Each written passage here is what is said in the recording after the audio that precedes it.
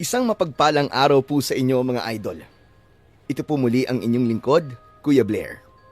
Sa araw po na ito, isa na naman pong kapanapanabik at makapanindig balahibong kwento ang inyong mapapakinggan mula po sa isa nating masugid na taga-subaybay.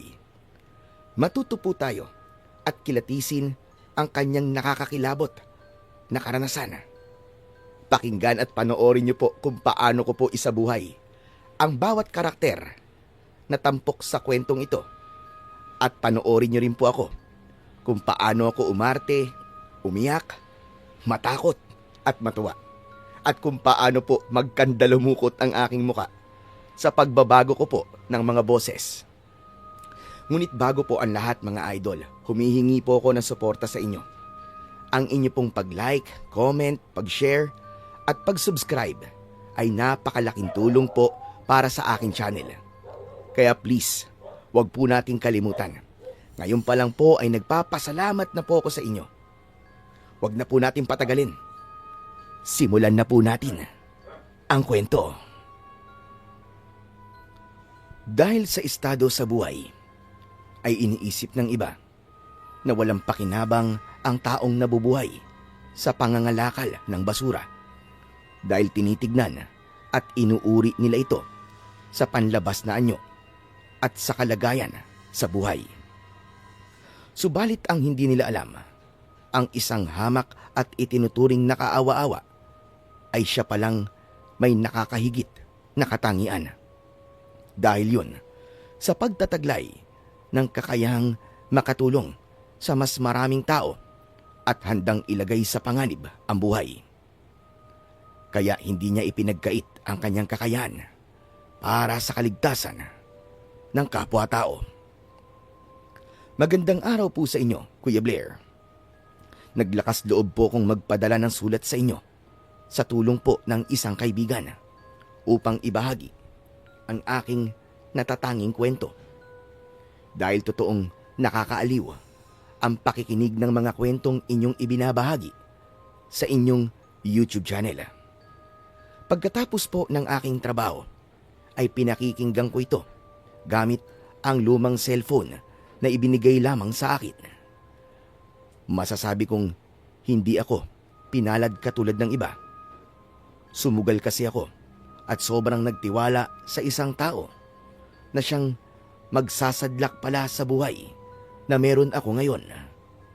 Ang ibang detalye po ay ipapaalam ko na lamang sa kwentong aking ibabahagi. Ang gusto ko na lang ay mabuhay at lumaban. Kaya kahit pagiging basurero ay ginawa ko. Pero ganito man ang uri ng hanap buhay ko, ay hindi ko po ito ikinakahiya. Hindi ito masama at sa pamamagitan ng trabahong ito ay nabubuhay kami ng maayos at simple ng aking asawa na si Soraya. Kahit papano ay masaya kami at naging kontento na sa kung ano ang meron kami. Nakalulungkot nga lamang dahil hindi kami nabiyayaan ng anak. Hindi namin alam kung sino sa amin ang may problema. Wala kasi kaming kakayahang magpatingin sa doktor. Pero tinanggap na po namin ang kapalarang yon. Siya nga pala, Isidro po ang pangalan ko. Dati ay isang antingero ang tatay ko nung nabubuhay pa siya.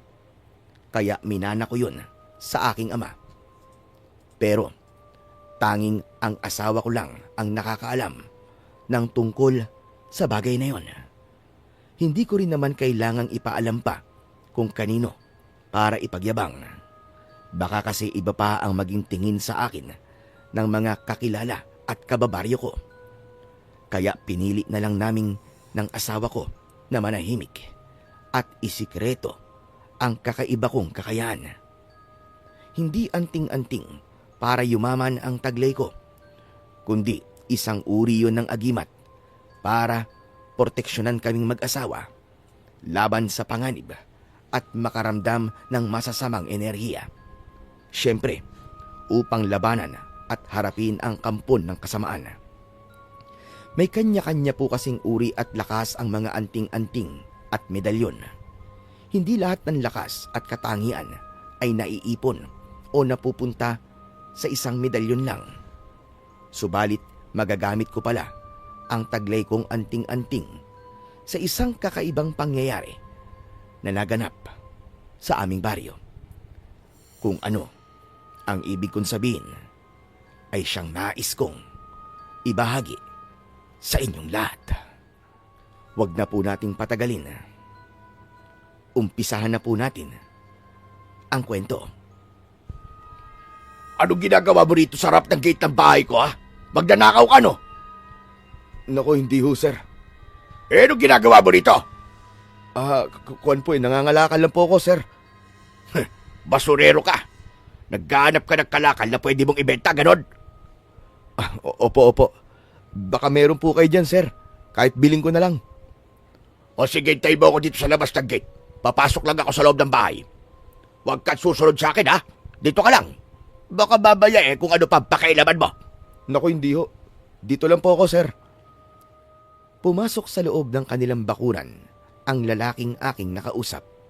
Pagbalik niya, ay may dala siyang isang malaking sako na puno ng kung anong kalakal. Buong akala ko ay ibibigay niya na sa akin yon. Kaya lamang, hindi yon ang ginawa niya. Ikinalat niya ang basurang laman ng sako. Teka, sir, bakit niyo naman po kinalat, sir? Di ba basurero ka naman? O hayan ng basura. May mga mapapakinabangang ka riyan. Tapos ibalik mo uli sa sako. Pero ayusin mo, ha? Dapat walang kalat. Sa kaya naman talaga ang bagay sa kagaya mo, ang maglinis ng kalat. Pero sir, di nyo naman po kailangang ikalat pa eh. Bakit? Nagrereklamo ka ba, ha? Magpasalamat ka nga't ibinigay ko pa sa iyo ang basura namin, Hindi na lang ako nagsalita pa. Ayoko nang makipagtalo pa sa lalaking may kayabangan at alam kong napakaliit ng tingin sa kagaya ko na isang basurero. Pumasok na ito ng kanyang bahay at inilak ang gate. Tila ba takot na baka pumasok ako sa loob ng kanilang bakuran.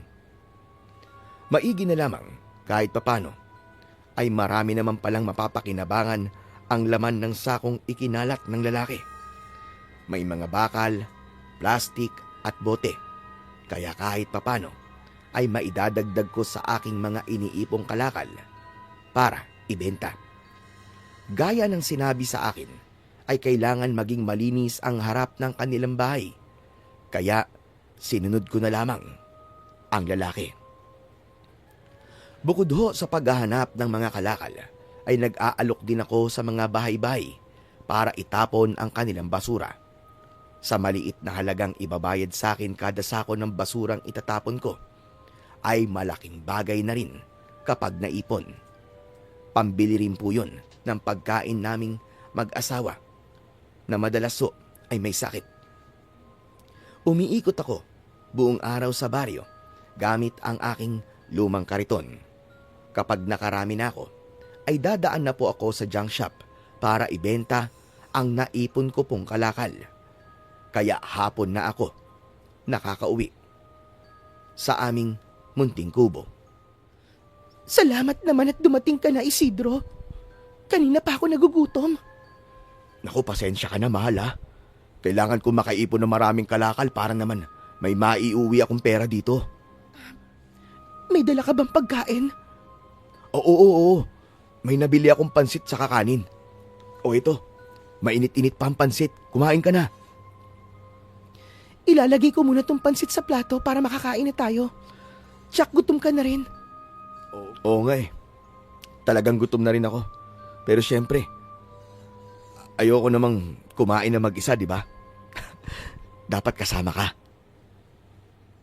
Nginitian na lamang ako ni Soraya. Alam na niya ang ibig sabihin ng ngiti ko. Hindi ko man direktang sinasabi sa asawa ko na mahal ko siya.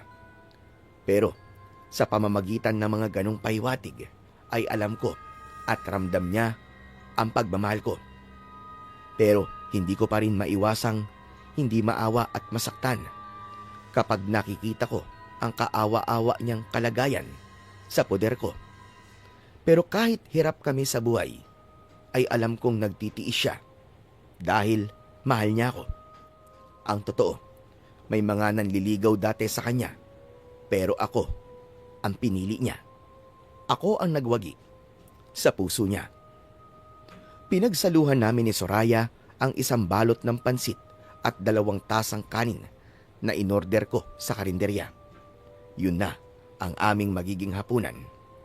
Payakman at madalas ay kinakapos sa buhay, ay masaya naman kami ng asawa ko. Kaya lamang may mga pagkakataon na naghihirap pa rin ang kalooban ko dahil sa sitwasyon namin. Pagkatapos nating kumain, nawalan ka na ng kibo, Isidro. Ano bang iniisip mo? Wala, Soraya.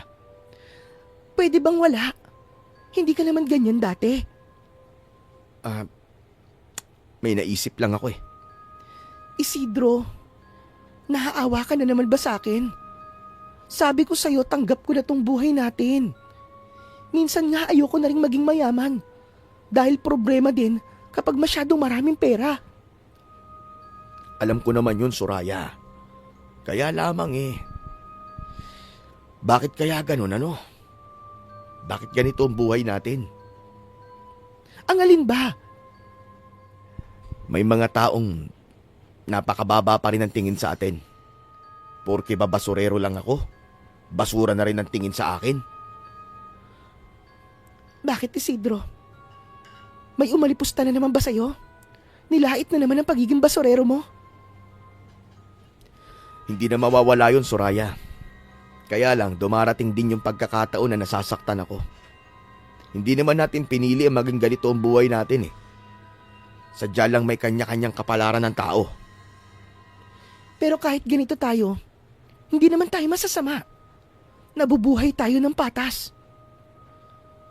Sa karespeto lang naman ang kailangan natin. Kahit ganito tayo, dapat ituring nila tayong tao. Aba, nasasaktan, nagdaramdam at naghihirap ang kalooban natin. Yung kasi sobra kong makapanlait eh. Huwag mo na lang silang pansinin. Saka kapag namatay naman ang mga yun, sa lupa din sila ililibing eh. Pantay-pantay lang tayo. Kung ano mang meron sila, hindi nila madadala sa hukay yun. Alam kong kahit papano, ay naghihirap din ang kalooban ng asawa kong si Soraya kapag nakikita niya akong nasasaktan. Pero kahit paano, ay pinapalakas niya ang loob ko at paulit-ulit na sinasabi na huwag na lamang pansinin ang mga taong nagsasalita ng hindi maganda tungkol sa kalagayan namin. Minsan, maaga akong gumising ng araw na yon. Mainam kasi kung mauuna ako sa dump site o dun sa tambakan ng mga basura. Mangangalahig ako ng mga bagay na maaari kong mapakinabangan at ibenta. Kaya lamang, nang lumabas ako ng aming munting kubo, ay nakita kong tila may mga taong nagkakatipon-tipon sa isang bakanting lote malapit sa aming tinitirhan. Lumapit ako doon para makiisyoso. Hindi na ako nagtanong pa dahil narinig ko ang pinag-uusapan ng mga taong naroroon. Ayon sa pakikinig ko ng kanilang pag-uusap, ay may batang edad 12 ang natagpo ang patay. Isang babae ito at duguan ang katawan na halos gula-gulanit ang kanyang suot na damit. Wala na rin itong suot na damit panloob at maraming dugo sa kanyang mga hita. Kaya naman, sa unang kita nila sa batang biktima ay agad nilang naisip na posibleng ginahasa at saka pinatay ito. Dumarami na rin kasi ang adik o mga kabataang gumagamit ng iligal na droga sa baryo. Ang iba ay galing pa sa syudad. Nagkaroon kasi ng pabahay ang gobyerno sa aming baryo. Sabi, ay mga squatter o informal settler ang mga pamilyang dinala malapit sa aming baryo. Mga pinaalis sa lupang dating tinitirahan dahil dinimolish yun sapagkat kinuha na ng tunay na nagmamay-ari ng lupa. Kaya ang mga pamilyang nawalan ng tirahan ay dinala nga sa pabahay malapit sa aming baryo upang doon makagawa ng kanilang tirahan. Ang mga kabataang dayo sa aming lugar ang pinaghihinalaang may kagagawan sa sinapit ng batang babae. Subalit wala pa rin naman itong matibay na ebidensya. Hula lamang at haka-haka ang kumakalat. Meron din namang nagsasabi na tila hindi kayang gawin ng isang tao lamang ang kahindik-hindik na sinapit ng batang biktima, kundi ang hinala nila ay kagagawan yun ng isang halimaw, partikular ng isang aswang. Kaya dalawa ang naging opinyon ng mga taga-baryo. Ang hindi naniniwala sa aswang ay sinasabing isang adik nga ang pumatay sa bata. Sa mga naniniwala naman sa aswang ay sumasang-ayon sila na aswang nga ang may kagagawan ng karumal-dumal na pangyayaring yon.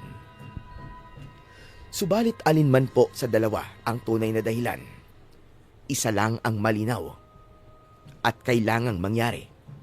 Yun ay ang mabigyan ng hustisya ang kahabag-habag na sinapit ng batang biktima. Dapat ay maparusahan ang may kagagawan nun at ipataw din dito ang parusang kamatayan. Sapat nang malaman ko ang pinakahuling balita sa aming baryo, hindi na ako nagtagal pa sa pag-uusyoso dahil mas kailangan kong kumita ng pera. Kaya naman, tumuloy na po ako sa dump site o sa tambakan habang hindi pa dumarating ang mga truck ng basura na magtatapon doon. Hindi kasi araw-araw ang pagdating ng truck sa dump site, kundi naka-schedule lang yon. Kapag araw ng pagdating ng mga truck, ay maraming basurero ang nag-uunahan upang magdilihensya ng kalakal. Nang makarating ako sa dump site, ay may mga basurero na rin na nag-aabang sa pagdating ng truck. Kaya lamang, narinig ko na baka daw madelay ang pagdating nito dahil nagkaroon daw ng problema. Kaya maghihintay na lang din ako kasama ng iba pa. Habang wala pa ang truck, ay lumapit ako sa mga tambak ng basura na naroon. Pinagpilian na yon, pero nagbabaka sakali akong may makuha pang mapapakinabangan. Kinuha ko sa loob ng dalakong sako ang pahabang bakal na merong kurbang patulis na ginagamit ko sa pangangalahig at pagbubungkal ng mga basura. Nakakailang kalahig pa lamang ako gamit ang bakal nang may kakaiba kong naramdaman. Ang totoo ay dati ko nang nararamdaman ang ganun, kaya lang mas malakas ng mga sandaling yun. Anak ng putya, ito na naman. Parang nanginginig na naman ang katawan ko na hindi ko maipaliwanag ah. Lagi ko na lamang nararamdaman to kapag nagagawi ako sa parting to ng dump site. Bakit kaya? Dahil sa panginginig na nararamdaman ko, ay naisip kong baka dahil nagugutom lang ako. Wala pa kasi akong almusal ng sandaling yon at kahit mainit na kape, ay hindi pa nasasayaran ang tiyan ko. Pero hindi resulta ng gutom ang nararamdaman kong panginginig. Dahil minsan ay pumupunta ako rito na nakapag-almusal naman. Kaya lang nakakaramdam pa rin ako ng bahagyang panginginig. At dito lang naman yun, sa parteng ito ng dump site. Bakit kaya? Palaisipan ang bagay na yon na hindi ko talaga alam ang dahilan. Napahawak ako sa bulsa ng pantalon ko. Nakapako roon ang anting-anting na iniingatan ko na madalas kong dala. Isang pirasong pangil yun ng hayop na alamid na galing pa sa aking ninuno at binigay sa akin ng lolo ko. Ang kwento ng lolo ko tungkol sa bagay na yon ay ibinigay ito sa kanya ng isang kaibigang mangangaso na minsan niyang tinulungan at pinatira sa kanyang bahay nang atakihin ito ng sakit. Bilang pasasalamat ay iniwan sa kanya yon, lalo na't magagamit ang pangil ng alamid para maging proteksyon sa panganib at maayos na pagsasama ng mag-asawa. Isa pa sa naalala ko na maaaring paggamitan ng anting-anting na yon ay nakakasagap ito ng panganib sa iyong paligid at upang ito ay maiwasan. Kaya napaisip ako ng mga pagkakataong yon, baka nga merong panganib sa dump site na kinaroroonan ko. Posibleng may peligro na pwedeng mangyari sa lugar na yon. Ngunit kung ano man yon, ay wala pang makapagsasabi. Subalit, nagbigay yon ng pagkabahala at takot sa damdamin ko. Maya-maya pa, ay narinig ko ang sigawan ng ilang basurero at nakatambay doon sa dump site. Ayan na! Ayan na ang hinihintay nating truck ng basura! Ayan na! Nakita kong nagkanya-kanya ng takbo at talon ang mga katulad kong basurero. Kaya nagmamadali na rin akong tumayo sa pagkakaupo upang sumama na rin sa mga basurerong naghihintay sa truck. Lakas, tapang at tibay ng sikmura ang puhunan namin sa ganitong uri ng trabaho. Talagang masasabi ko na hindi ito basta-basta. Nagmamadali na tila hindi natatakot ang mga kasamaan kong basurero nang salubungin ang paparating na truck. Kaya pinakawalan na ng truck ang basura. Kanya-kanyang kalahig ang mga basura at ganun ang kalakaran doon. Kaya lamang dahil sa pagmamadali sa pagtakbo ay isang may edad na lalaki ang nadapa at tila napinsala ang kanyang binti kaya hindi agad makatayo. Humudyat na ang truck para ibuhos ang basura, kaya lamang sa lugar mismo na kung nasaan nadapa ang matandang lalaki ay dun ibabagsak ang basurang laman ng truck at walang nakakakita dito. Nakaangat na ang hulihang bahagi ng truck kung saan nakalagay ang tambak ng basura. Ibinuhos na yon, subalit hindi pa rin nakakaalis ang basurerong napilayan. Nagsigawan ang mga tao, pero hindi yun pinansin ng truck driver na patuloy lang sa pagbubuhos ng basura. Kaya naman, natabunan talaga ng basura mula sa truck ang matandang lalaki. Lalong lumakas ang sigawan ng mga tao sa dump site. Agad nilapitan ng isang basurero ang driver. Subalit huli na dahil naibuhos ng lahat ng basura. Kaya naman, nagkanya-kanya ng kalahig ang mga basurero at maging ako. Nangalahig kami, hindi para humanap ng mapapakinabangang kalakal, kundi para hukayin at iligtas ang nakakaawang matandang lalaki na natabunan ng basura. Subalit sa dami at kapal ng basura na tumabon sa matandang lalaki, ay hindi naging madali para makita at maiahon siya. Makapal at basa pa naman ng basura na lalong nagpahirap para halukayin at hanapin ang matandang lalaki na natabunan. Sige lang mga kasama, sige lang! Tuloy-tuloy lang sa paghuhukay!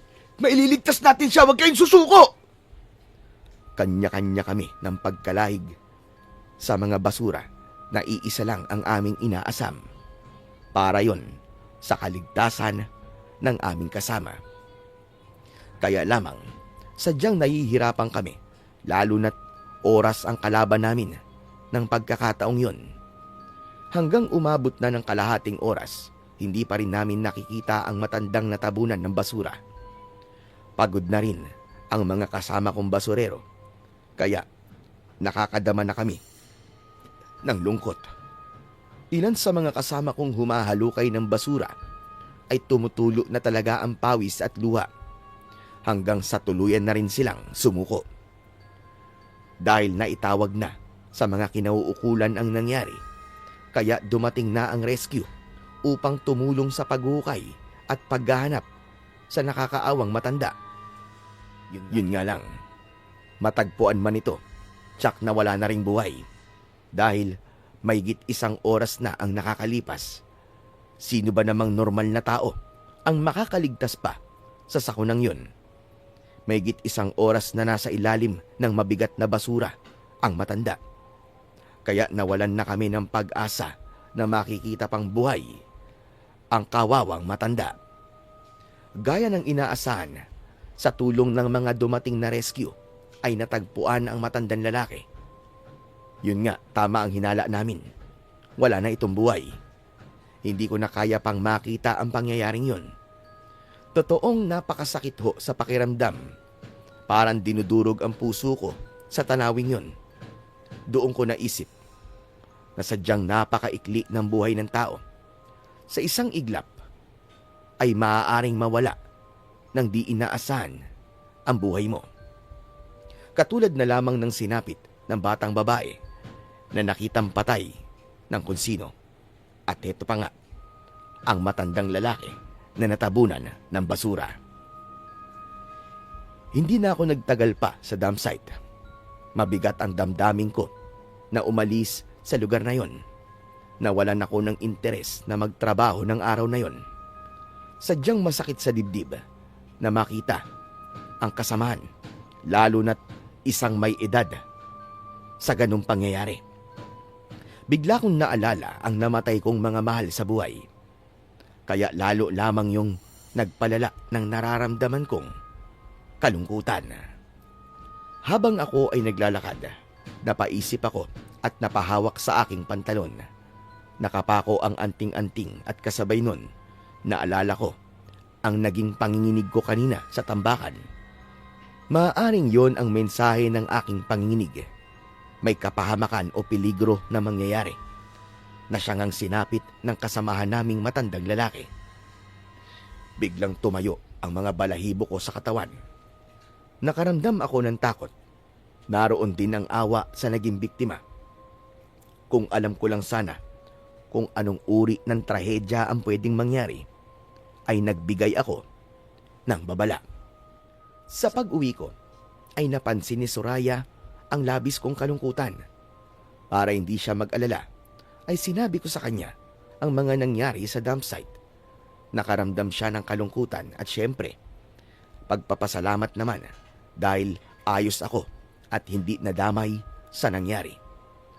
Nabanggit ko sa kanya ang anting-anting na taglay ko at nasabi kong yun ang nagbigay sa akin ng proteksyon. Naging usap-usapan naman sa mga taong naninirahan malapit sa dump site ang nangyaring sakuna. Wala rin namang dapat sisihin sa aksidenteng yun. Walang may kagustuhan na merong mapahamak o mamatay. Hindi rin maaaring kasuhan ang truck driver dahil sino bang mag-aakala na may tao pala sa lugar na pagbabagsakan ng basura. Nag-iisa na sa buhay ang matandang namatay, kaya wala na ring naghabol o nagreklamo pa. Kaya ang ginawa na lamang ng mga taong nakakakilala sa kanya at kaming mga basurero ay ang magtulong-tulong na makalikom ng sapat na halaga upang mabigyan siya ng isang maayos na burol at libing. May mga lumapit na rin sa barangay na nangako naman ng kanilang ayuda. Pagkatapos ng trahedyang yun, sa tuwing mapapagawi ako sa dump site dun sa lugar na pinangyarihan ng insidente, ay nagkakaroon ako ng kakaibang pakiramdam. Bukod sa panginginig, ay may kakaibang init akong nararamdaman na hindi ko alam ang tamang paliwanag. Kaya naisip ko na lamang na yun ay babala o nagpapahiwatig na kailangan kong mag-ingat, lalo na't may dalalaging panganib ang bundok ng basura na aming pinagkukunan ng mga kalakal. Maaari namang may nasasagap na kakaibang enerhiya ang dala kong agimat mula sa mga iba't ibang klase ng basura na naroon sa tambakan. Kaya nakakaramdam ako ng panginginig. Kung ano man ang nais ipahiwatig ng aking medalyon, ay isang bagay lang ang natitiyak ko. Yun ay ang doblehin ang gagawin kong pag-iingat dahil posibleng maulit pa ang aksidenteng nangyari na ikinamatay ng kasama naming basurero.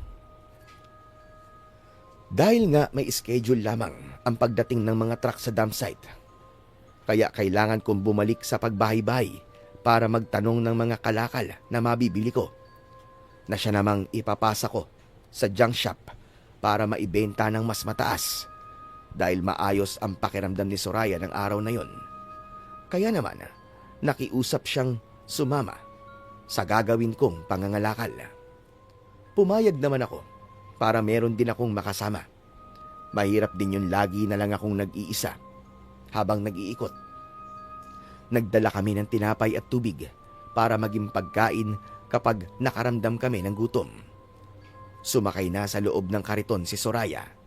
Saka itinulak ko na yon upang simulan na namin ang pag-iikot sa baryo upang mangalakal. Nasalubong namin sa daan si Lolo Nolasco, ang matandang naging kaibigan ko at nakakaalam din ng pagkakaroon ko ng isang anting-anting. Isa rin kasi siyang dating antingero, kaya lamang ay pinili niyang hindi na maging aktibo sa paggamit nun dahil matanda na siya. Malapit kasi sa mga peligro at sakuna at iba-iba pang masasamang elemento ang taong aktibo sa paggamit ng anumang anting-anting o agimat. Ayaw niya nang maging magulo pa ang buhay niya, lalo na't siya ay nasa dapit hapon na ng kanyang buhay. Saan ang punta niyong dalawa? Sa dati po, Lolo Nolasco, maghahanap buhay ho. Isinama mo pa si Soraya. Baka mamaya kumapano pa yan. Hindi po, Lolo. Maayos naman po ang pakiramdam ko ngayon. Siya nga pala, Isidro. Nakarating sa akin yung nangyari sa may tambakan. Aba, sadyang nakakaawa naman si Umpong. Natapunan pala ng basura. Kilala niyo po pala siya? Abay, oo naman. Kahit paano ay naging kasama ko yan sa dating trabaho ko. Kaya nga nagulat ako nang nalaman ko. Abay, biglaan ang pangyayari. Kaya nga po nakakalungkot. Lalo na't naroon po ako sa dump site nang mangyari po yun. Kitang-kita ko po. Kaya lang wala na tayong magagawa. Alam mo'y gano'n naman talaga ang buhay ng tao. Hindi natin alam kung kailan tayo mawawala sa mundong ito. Kaya nga ako, hanggat maaari, ay doon na lamang ako sa paggawa ng mabuti. Para kung sakaling dumating man ang oras ko, ay handa ako. Lolo Nolasco, tsak naman po na sa langit po kayo tutungo Dahil po isa po kayong mabuting tao. Hindi mo pa rin masasabi. Yung nasa itaas, ang dakilang lumikha ang maaaring magsabi kung saan ba ang magiging destinasyon natin kapag tayo'y kukunin na.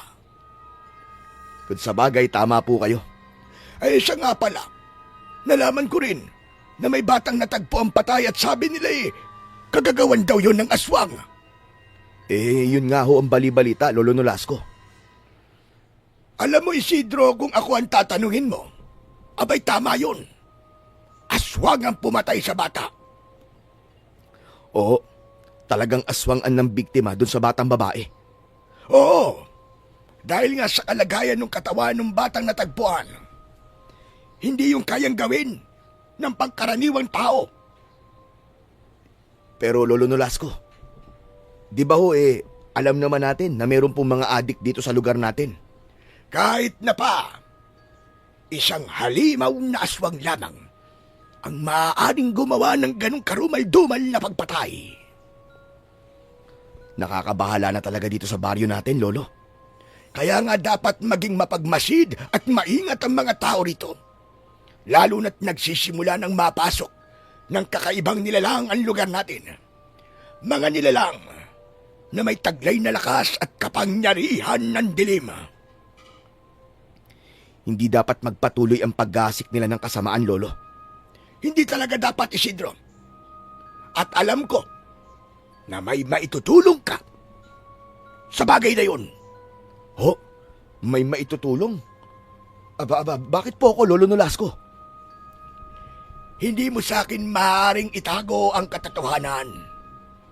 Alam ko yon sa simula pa lang. Dahil minsan nang napag-usapan na natin ang tungkol sa espesyal na bagay na iyong iniingatan. magagamit mo ito sa kabutihan at para sa kaligtasan ng iyong kapwa. Pero kayo rin naman po, Lolo Nolasco, di ba? Meron kayong nabanggit sa akin nun. Dati ho kayong antingero. Iniiwasan ko na yon hanggat maaari. Dahil nga sa edad ko ito, ayoko nang maging magulo pa ang buhay ko. Ay, kaya lang kung talagang kakailanganin ng pagkakataon at wala na akong mapagpipilian, wala akong magagawa, kundi ang gamitin uli yun. Sa maikling pag-uusap namin ni Lolo Nolasco, ay minsan pang ipinaalala niya sa akin na may magagawa ako sa problemang hinaharap ng baryo.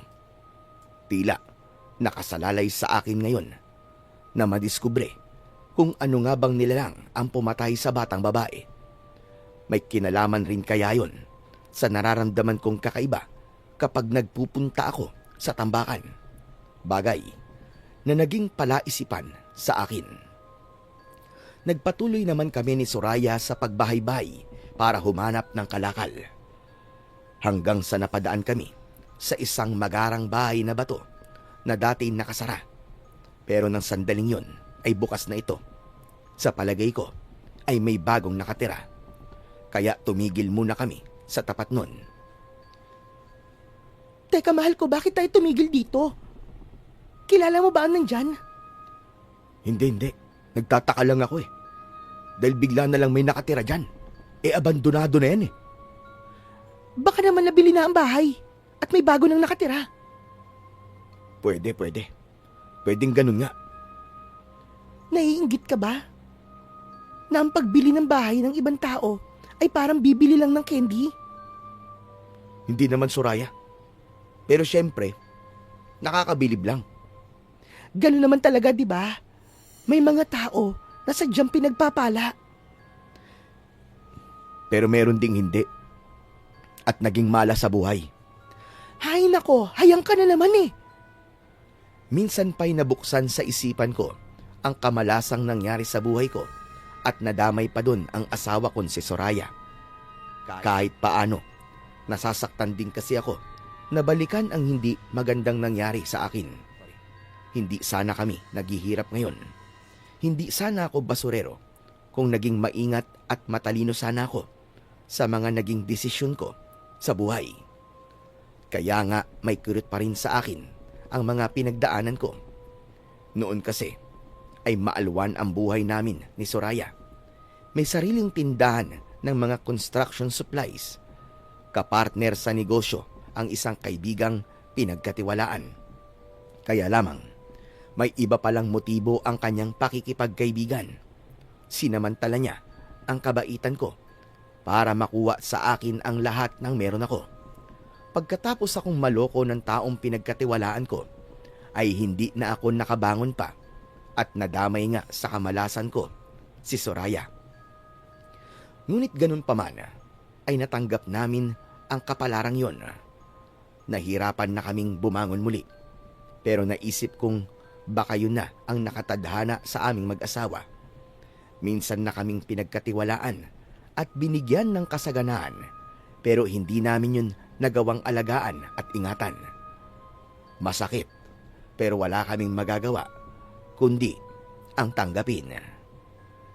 Bago namin iwan ang bahay na yon, ay tumawag ako at nagbaka sakaling may mga kalakal o basurang maibibigay sa amin ang bagong may-ari nun.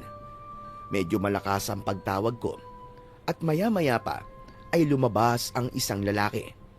May suot siyang salamin at hawak sa kanyang kamay ang isang sako na may mga lamang basura. Habang papalapit ang lalaking yun, ay napatitig ako sa kanya. Inalis naman ng lalaki ang suot na salamin sa mata at tumingin sa akin. Naramdaman ko ang pagtapik ni Soraya at pagsasalita nito. Isidro, tara na. Umalis na tayo rito. Sige na. Huwag na tayo dito.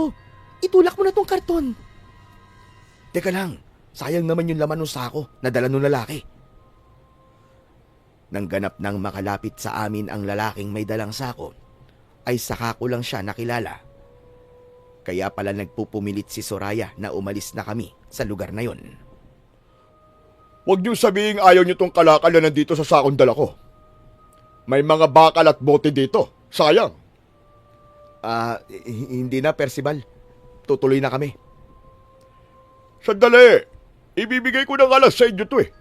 Sayang naman kung mapupunta pa sa iba. Saka para may pandagdag din kayo na pambili ng pagkain. Mukha kasing gutom na kayo eh. Wala ka na ron. Kung nagugutuman kami. Kita mo na yan? Pwede ko kayong bigyan ng pambili ng pagkain. Oh, heto. May pera pa pala ako sa bulsa ko. 100 piso to. Kahit papano, makakabili na kayo ng kanin at ulam. Hindi na, Percival. Salamat na lang. Teka nga, hanggang ngayon ba, Soraya? Ganyan ka pa rin sa akin? Hindi ka pa rin ba nagigising? Tignan mo nga ang kalagayan mo, oh. Kaawa-awa ka. Hindi ka ba nahahabag sa sarili mo? Pambihira na yan, oo. Teka, sandali nga. Hindi na yata magandang sinasabi mo. Parang nang mamalit at nang iinsulto ka na niyan. Nakakalalaki ka. O bakit? Masama bang sabihin ko ang totoo? Nakahabag-habag ang kalagayan ni Soraya? Percival, kahit na ano pang mangyari sa buhay naming mag-asawa, wala ka na ron. Sa kabuhay namin to. Huwag mo kaming pakialaman. Alam ko yun. Buhay nyo nga yan. Isang nakakaawang buhay. Walang-wala na nga kayo. At nakikita ko yun sa kalagayan nyo. Yung karito na ginagamit nyo sa pamamasura, abay mo ka masisira na rin ah. Isang hangin na lang ililipa rin na yan eh. Hindi ka pa ba nagsisisi? Sa pinili mo ha, Soraya? Pwede ba, Percival? Kung wala ka sasabihin hindi maganda, mas maigi pang manahimik ka na lang. Bakit? Ayaw nyo bang marinig ang sasabihin ko? Sa kakala nyo ba? Nakalimutan ko na ang lahat? Matagal na yung Percival. May git 1 dekada nang nakalipas. Ano ka ba? Bakit kailangan pambalikan at pag-usapan? Para iparamdam ko sa'yo, Soraya, na mali ang naging desisyon mo sa buhay mo. Sinasabi mo bang mali na ako ang pinili ni Soraya? Oo naman. Bakit, Isidro? Hindi mo pa ba nakikita ang malaking pagkakaiba natin? Milya-milya ang layo ko sa'yo. Kung antas ng buhay ang pag-uusapan. Dahil ako ay isa ng matagumpay na negosyante. Meron akong mga negosyo. Eh ikaw, ano ka ngayon? Isang hamak na basurero. Asa na si Isidro na dating may-ari na malaking tindahan ng mga construction supply? Wala na, di ba? Mas mahirap pa sa daga. Di ba dapat magpasalamat ka nang dahil sa akin sinuwerte ka sa buhay? Tama ka naman doon. Hindi ko nakakalimutan yun. Talaga nagpapasalamat ako. Dahil hindi ako umabot sa katulad nyo. Tara na, Isidro. Walang kwenta na makipag-usap pa tayo sa hambog na yan. Soraya, itong taong sinasabihan mong hambog, ang siyang nakakaangat ngayon sa buhay. Kaya nga nagkamali ka ng lalaking pinili. Hindi mo dapat pinili yan si Isidro. Kundi dapat ako. Kung ako ang pinili mo, at sa akin ka sumama, hindi ka sana kaawa-awa ngayon. Hindi ka man lilimahid. Hindi mo dadanasin ang ganyang paghihirap. Nakakalalaki ka na talaga. Ano ba talagang gusto mo mangyari, ha? Bakit nalaban ka sa akin? Baka hindi mo kilala tong taong kaharap mo ngayon. Hindi na ako ang dating Percival na walang pangarap. Iba na ako ngayon. At ikaw naman, ibang-iba ka na rin, Isidro. Isa ka ng hamak at nakakaawang basurero. Gusto kong magwala ng sandaling yon. Ikinuyom ko ang palad ko. At gusto kong manakit. Ibig kong sugurin si Percival dahil masyado niya nang inaapakan ang pagkatao ko. Pero, pinigilan ako ni Soraya dahil ramdam niya ang galit ko. Tara na, Isidro. Huwag mo na siyang pansinin, umalis na tayo. Para hindi mo na marinig pa ang walang kwentang sasabihin ng hambog na yan. Teka, bago kayo umalis. Ito lang ang masasabi ko, Soraya. Kung sakaling magbago ang isip mo, Nandito lang ako, alam mo kung saan ako pupuntahan. Wala pa akong kasama sa buhay, kaya pwedeng maging tayo ulit. Hayop ka! Sa harapan ko pa mismo sinabi mo yan sa asawa ko! O bakit? Nagiging totoo lang naman ako ah. At hindi ko yun dapat ikahiya. Nakiusap sa akin si Soraya para umalis na kami. Pero nanginginig na sa galit ang katawan ko ng sandaling yon. Gusto ko nang hawakan ang bote at bakal na nasa loob ng kariton at ihataw yon ng malakas kay Percival. Kaya lang, alam kong magiging magulo lang ang sitwasyon. Wala ring maitutulong yun sa amin. Kaya kahit puno ng sakit at galit ang nararamdaman ko, ay itinulak ko na lang ang kariton para makalayo na kami. Si Percival ay dating manliligaw ni Soraya. Dalawa kaming magkaribal. Subalit ako ang pinili ni Soraya. Hindi yun matanggap ni Percival, kaya lumayo siya at kami naman ay nagpakasal ni Soraya. Yun nga lang, may mga nangyari sa aming buhay na hindi inaasahan, kaya umabot kami sa pagiging basurero. Sa pagbabalik na yon ni Percival sa aming lugar, sino ba namang magsasabi na may malaking pagbabago sa kanya? Totoong umasensyo na siya at nagkaroon ng pera, samantalang nawala ang kabuhayan namin at humantong sa pagiging basurero. Dahil sa nangyari, ay nasira ang aking buong maghapon. Sa halip na ipagpatuloy pa namin ang pagbabahay-bahay para humanap ng kalakal, ay nagdesisyon akong umuwi na lang muna ng bahay. Walang imikan na tila hindi kami magkakilala ng asawa kong si Soraya hanggang sa makauwi. Hindi agad maalis sa dibdib at isip ko ang masasakit na sinabi sa akin ni Percival. May himig yun ng panunumbat at panlalait, lalo na't nakita niya kami ni Soraya sa ganung kalagayan. Hindi ko rin naman gustong mangyari sa amin yun. Talagang minalas lang dahil sa labis kong pagtitiwala sa isang kaibigan. Bago kami matulog ng gabing yun, ay kinausap ko si Soraya. Humingi ako ng pasensya sa kanya. Ayon sa asawa ko, wala akong dapat na ihingi ng tawad sa kanya. Dahil wala naman akong kasalanan. Kung anuman ang buhay na meron kami, ay kapwa namin yon hindi ginusto. Dahil sa mga sinabi ni Soraya, ay naramdaman ko ang totoo niyang pagmamahal sa akin. Sa hirap at ginhawa, anuman ang naging sitwasyon namin, ay hindi niya ako iiwan. Pero habang may panahon pa, ay sisikapin ko pa ring magbago ang aming kalagayan. Kahit alam kong magiging napakahirap nun. Ang pangyayari tungkol sa batang babae na natagpo ang patay ay nasundan pa. Isang batang lalaki naman ang nakita malapit sa tambakan ng basura o sa dump site.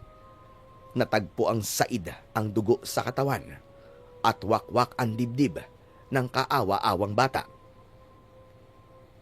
Iba pa ang napabalita na may nawawala na ring bata. Hindi ko inaasahan yon at muli kaming nagkita ni Lolo Nolasco. Siguro naman ay alam mo na ang balita, Isidro. Opo, Lolo Nolasco. May natagpuan na naman batang inatake ng aswang. Iba pa ron, yung mga nawawala. Naging mapanganib na ang aswang na umaatake, Lolo. Ang nakakaawa ay mga bata ang kanilang nagiging biktima. Batang walang kalaban-laban. Maaaring sa ngayon ay mga bata ang puntirya nila. Pero sa susunod, kahit sino ay hindi na nila sasantuin pa. Tiyak na hindi na sila mamimili pa na magiging biktima nila. Diyos ko, kaawa-awa na po ang lugar natin kapag nangyari yun. Kaya nga, tama ka dyan, Isidro. Kaya kailangan mo nang kumilos, Isidro. Huwag mo nang hayaang may mangyari pang lalong kakilakilabot bago ka kumilos. Ano pong ibig niyo sabihin? Huwag mo nang hayaang lalo pa silang lumakas. Ang ginagawa nilang pagpatay sa mga bata at pagkuha ng laman loob, maging ang pag-inom ng kanilang dugo ang nakapagpapalakas sa kanila.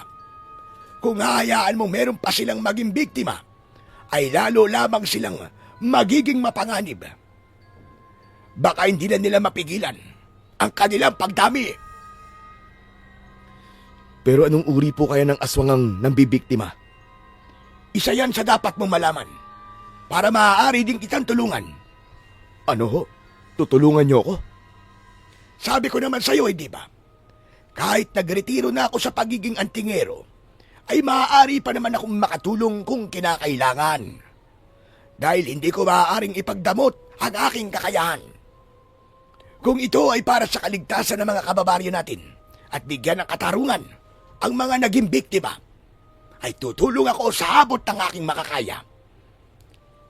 Samantala minsan, habang wala ako sa bahay at ipinagpapatuloy ang pangangalakal para kumita, ay inalam pala ni Percival ang aming tirahan. Kaya nagulat si Soraya nang paglabas niya ng bahay, ay naroon ang hambog na lalaki. Percival, anong ginagawa mo rito? Gulat na gulat ka yata, Soraya. Mukha na ba akong impakto para magulat ka? O dahil mas gumagwapo ako kesa noon? Hindi ba nagkita na tayo noong nakarang araw lamang? Kung ano man ang sadya mo, malamang walang kwenta yon. Kaya makakaalis ka na. Teka lang naman. Kararating ko lang Papaalisin mo na ako. Ano bang kailangan mo? Hindi ba pwedeng papasukin mo muna ako? Para sa loob ng bahay tayo mag-usap? Kaya lang bahay bang matatawag itong tirahan nyo? Mas maigi pa rito ang bahay ng alaga kong aso Naparito ka ba? Para pintasan at laitin ang bahay namin? Hindi naman. Napansin ko lang kasi na ganito pala ang tinitirhan nyo. Parang bahay ng kalapati. Kung wala ka lang sasabihin pang maganda, pakiusap. Umalis ka na. Huwag mo naman akong ipagtabo yan, Soraya. Pambihira ka, oo. Paano hindi kita pagtatabo yan? Puro pang mamaliit ang lumalabas dyan sa bunganga mo. Saka wala rito si Isidro. Ano na lang ang sasabihin ng mga kapitbahay namin kapag nakita nilang nagpapasok ako ng ibang lalaki sa loob ng bahay namin? Hindi ba pwedeng magpapasok ng isang kaibigan sa bahay nyo, ha? Hindi kita kaibigan, Percival. Ano na lang? Ex-manliligaw. Ang kapal rin talaga ng pagbumukha mo, no? Soraya, hindi ka ba nahihirapan sa buhay mo ngayon? Tingnan mo nga ang kalagayan mo, Wala kang pakialam doon, Percival. Kung nahihirapan man ako. Ano bang pakialam mo? Siyempre, meron akong pakialam. Dahil naaawa ko sa iyo Hindi ko kailangan ng awa mo. Hindi mo dapat nararanasan ng ganyang paghihirap, Soraya.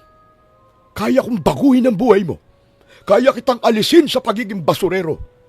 Bibigyan kita ng magandang buhay. Magiging reyna ka. Sa piling ko, maniwala ka.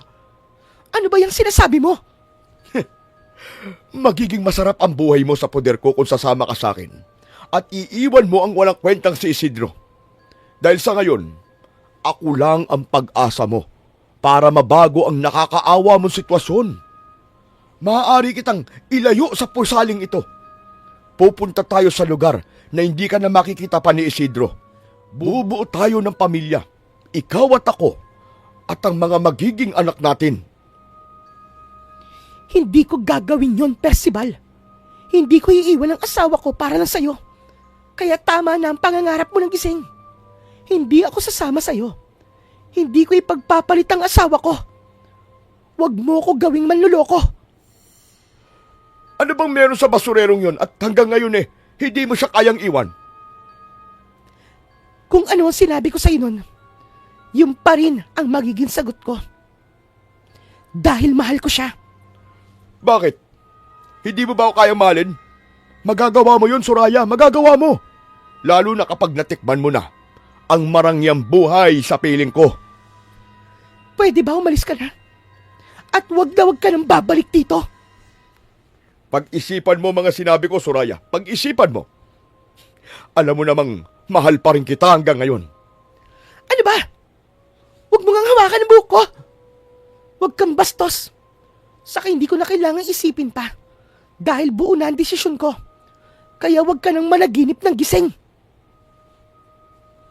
Samantala, ng mga sandaling yon ay galing ako sa pangangalakal. Tulak ang kariton nang lumapit sa akin ang isa naming kapitbahay at sinabi nga na may lalaking kausap si Soraya sa harap ng aming bahay. Kaya nagmamadali akong umuwi at inabutan ko si Percival na naroon. Hindi maganda ang inabutan kong eksena.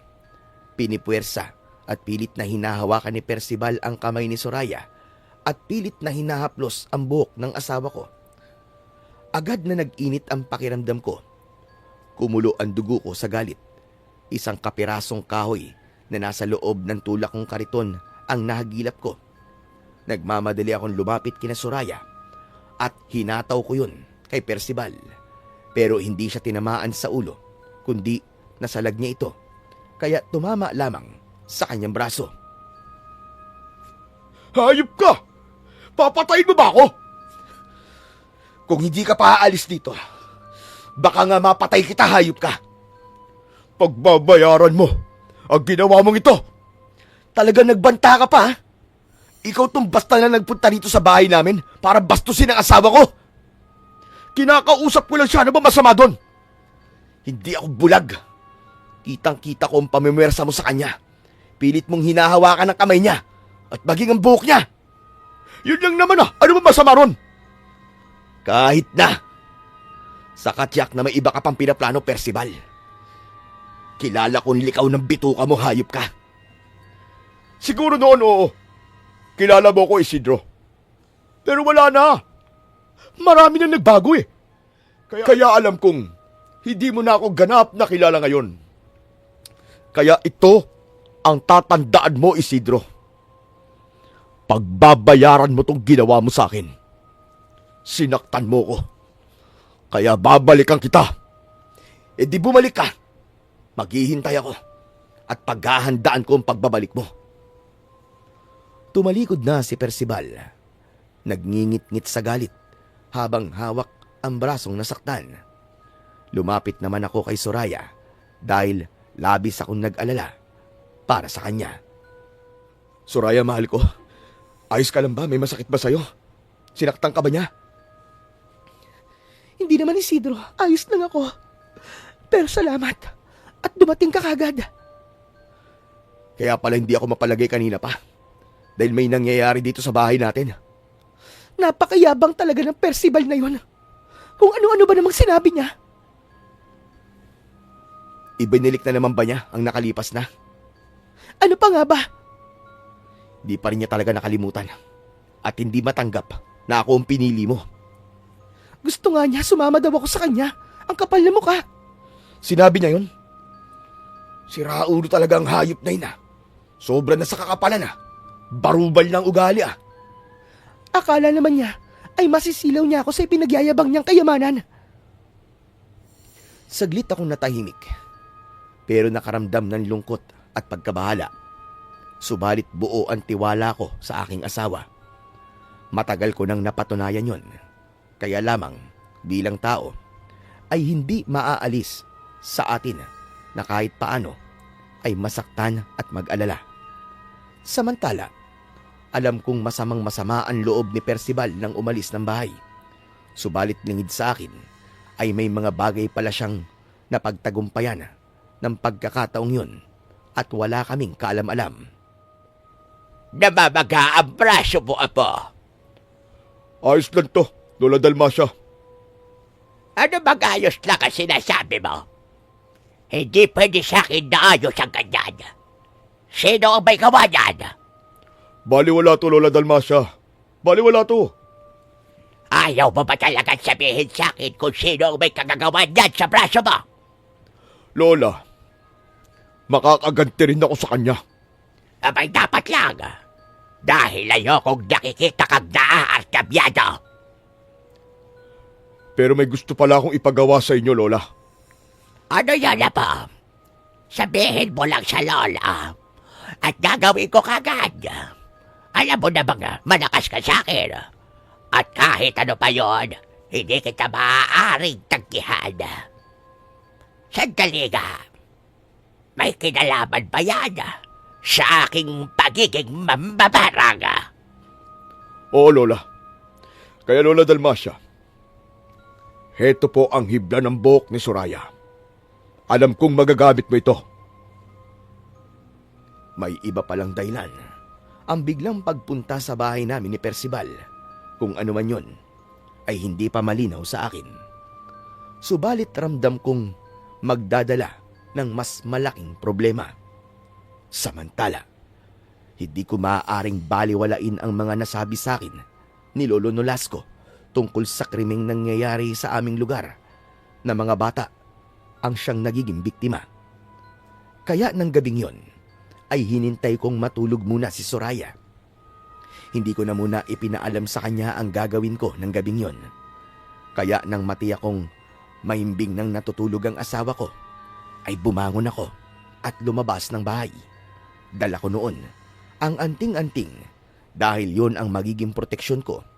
Bitbit ko rin ang bakal na aking pangalahig ng basura dahil maaari ring gamitin itong sandata laban sa anumang panganib na pwede kong makasagupa sa gabing yon. Tumambay ako sa labas ng bahay. Maliwanag ang gabi dahil bilog ang buwan. Yun ang sandaling hinihintay ng aswang upang humanap ng kanilang magiging biktima. Kailangan kong malaman kung anong uri ng aswang ang pumatay sa mga kabataan na dahilan din ng kanilang pagkawala. Habang nakakubli ako sa isang poste, ay nakaramdam ako ng panginginig at mainit na pakiramdam. Nagpapahiwatig yon ng panganib na maaaring mangyari. May nasasagap na masamang elemento ang aking agimat. Maya-maya ay nakarinig ako ng mga pagaspas ng pakpak. Tumingala at hinintay ko ang pagdating ng nilalang na lumilipad. Marahil, nasa 3 ang bilang ng mga nilalang na yon. Nakita ko ang tila paniki na lumilipad. Maitim ang kulay nito dahil tanging liwanag mula sa buwan ang tumatanglaw. Halos magkakasunod ang mga nilalang na lumilipad. Nang bumaba ang lipad ng mga ito, ay doon ko natiyak kung anong uri yun ng nilalang. Aswang ang mga ito. Aswang na nasa uri ng mga manananggal. Nakakatakot ang kanilang anyo dahil sa nagniningas na mga mata na may matutulis na kuko na akala mo ay mga patalim.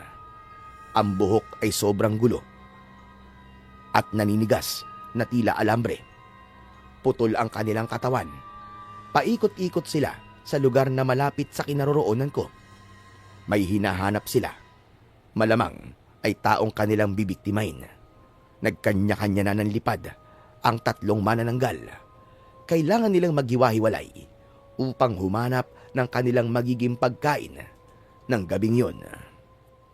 Naiwan ng isa at siya kong sinundan. Hindi naman mabilis ang kanyang lipad, kaya nagawa kong sundan ang kanyang pupuntahan hanggang sa nakita kong huminto sa bubong ng isang bahay. Kinakalahig nito ang bubong upang makakuha ng atensyon sa taong nasa loob ng bahay. Maya-maya pa ay nakita kong isang lalaki ang lumabas ng bahay. Pumagaspas ang pakpak ng manananggal at lumanding ito papunta sa lalaking galing sa loob ng bahay. Subalit, bago pa magawang atakihin ng manananggal ang lalaki, ay nakatakbo ito at nakapagtago. Kaya naman, lalong nanggalaiti ang aswang at nanggigil sa kanya na magiging biktima na sana. Pilit niyang hinanap ang pinagtataguan ng lalaki hanggang sa makita niya ito. Dinakma niya ang lalaki at pilit na iniangat pa itaas. Subalit bago pa maiangat at ilipad ng manananggal ang lalaki, ay nakalapit ako sa kanila. Hinatak ko ang paa ng biktima. Nakakawag-kawag pa. Sa lakas ng pagkakahatak ko, ay nabitiwan ito ng aswang at bumagsak sa lupa. Sanhi ng takot ng lalaki, ay walang malay itong bumagsak sa lupa. Kaya, kinumpronta ko na ang aswang. Hoy, impacto kung manananggal ka! Ako ang harapin mo! Huwag ang mga taong walang kalaban-laban! Nakatingin lamang sa akin ang manananggal. Pinagmasdan ako ng buong buo. Marahil nagtataka na may katulad ko na handang humarap at lumaban sa kanila. Hindi ako makakapayag na pinsalain niyo mga taga rito sa baryo namin. Kung saan man mundo kayo galing, bumalik na lang kayo doon. At huwag kayo magdala ng lagim dito. Humagikgik lamang ang aswang na tila pinagtatawanan ang mga sinasabi ko. Ang hagikgik na yon ay napalitan pa ng pag-angil. Nakita kong bigla siyang lumipad upang atakihin ako. Hinanda ko ang bakal na aking gamit sa pangangalaig. May kurba ang bakal at matulis ang dulo nun. Kaya pwedeng-pwede kong gamiting sandata laban sa impaktong manananggal. Kaya nang makalapit ito sa akin, ay ipinampalo ko sa aswang. Bumaon ang matulis at nakakurbang dulo sa katawan ng manananggal. Narinig ko ang malakas niyang pag-igik. Katunayan na tinamaan ito at nasaktan.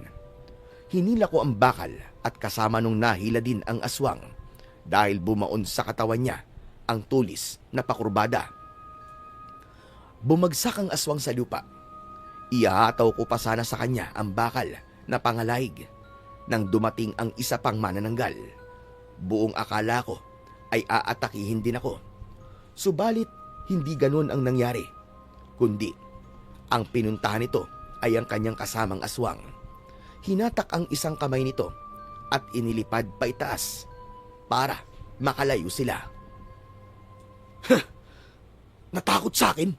Hinatak ang kasama niya para tumakas. Wala ka pala eh. Hindi ko alam kung bakit ganun ang naging reaksyon ng manananggal. Sa halip na umatake at sunggaban ako, ay mas piniling iligtas ang kanyang kasama.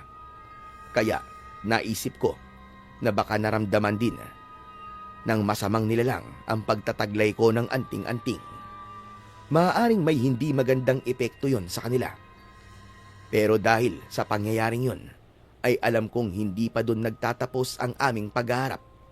Babalikan ako panigurado ng mga manananggal na yon para ipaghiganti ang kanilang sinapit. Tsak na makakarating din sa iba pa nilang kasama ang tungkol sa ginawa ko. Malalaman ng iba pang mga kauri nila na hindi sila malayang makakapambiktima dahil may isang katulad ko na humadlang sa kanilang masamang gawain.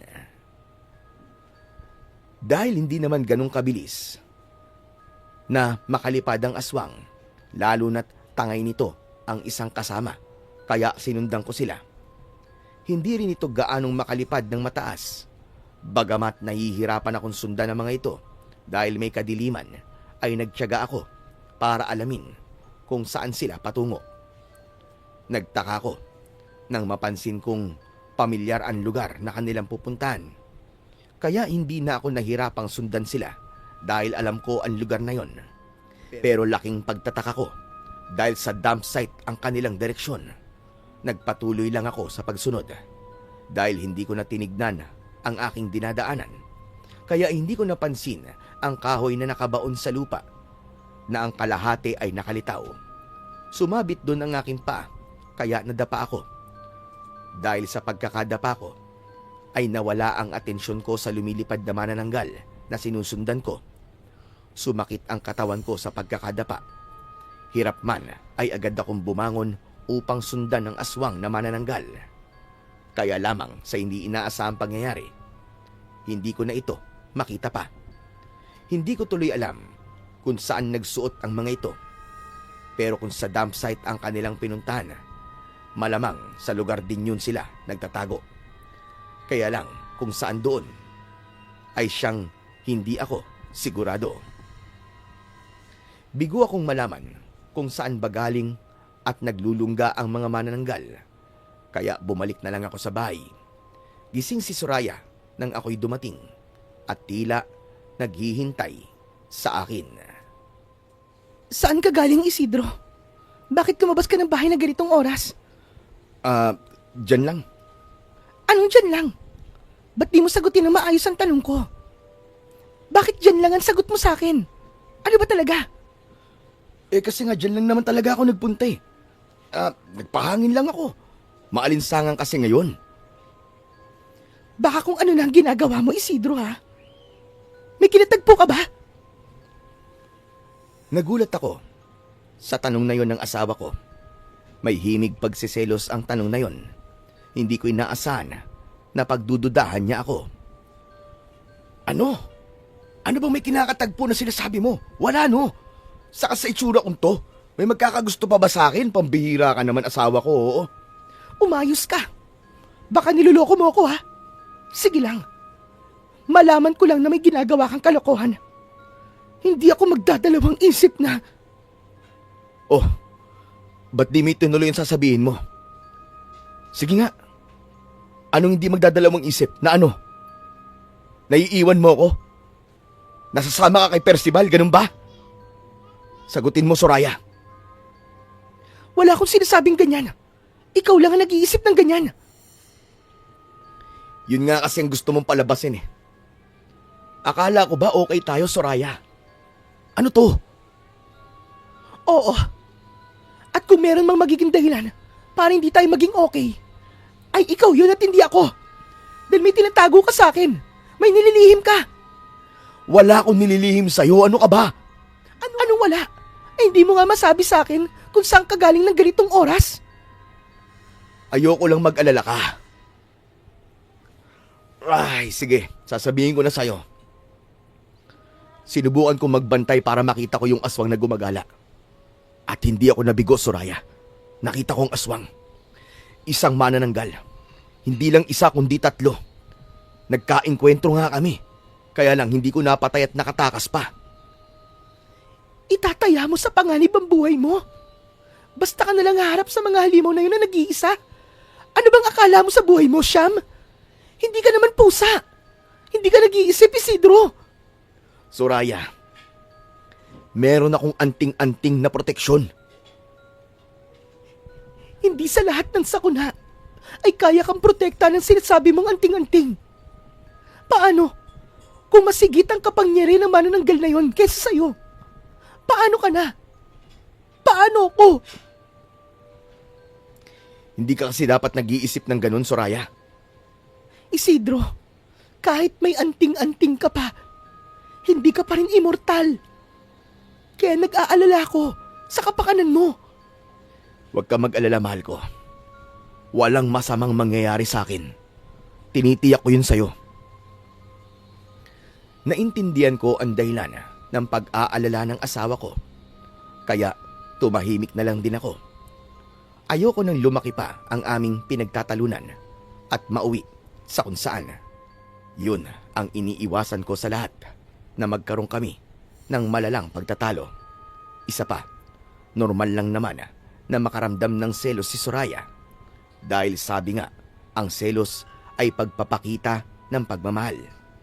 Kaya ibig lang sabihin ay mahal niya ako. Nang sumunod na araw, ay muling napabalita ang pagkawala ng ilang kabataan. May mga muntik nang mabiktima ng aswang at sila ang nagsumbong sa barangay. Pinatunayan ng mga batang muntik nang maging biktima na isang manananggal ang nais na kumuha sa kanila. Kaya ang usap-usapan tungkol sa bagay na yon ay mabilis na kumalat sa aming lugar. Nang muli kaming magkita ni Lolo Nolasco, ay inulit niya ang tungkol sa mga pangyayaring yon. Isidro, hindi ka ba naaawa sa mga nagiging biktima? Naaawa po, Lolo, siyempre. Kaya nga hindi ka na dapat nananahimik lang. Lolo, ang totoo niyan, sinisimulan ko na pong alamin ang tungkol sa mga manananggal. Hindi sapat yun. Gumawa ka ng plano. Alamin mo kung saan sila nagkukuta.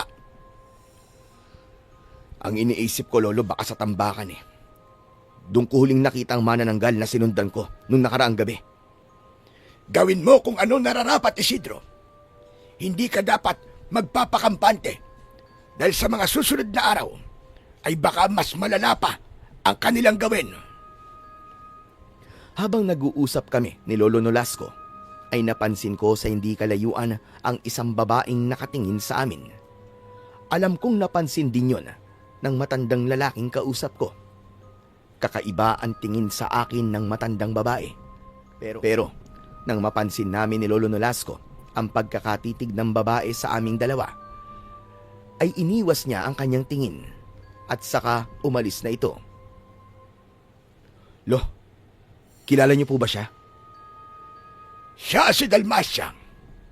Matagal na siyang hindi naniniraan dito. Pero ngayon ay nagbalik.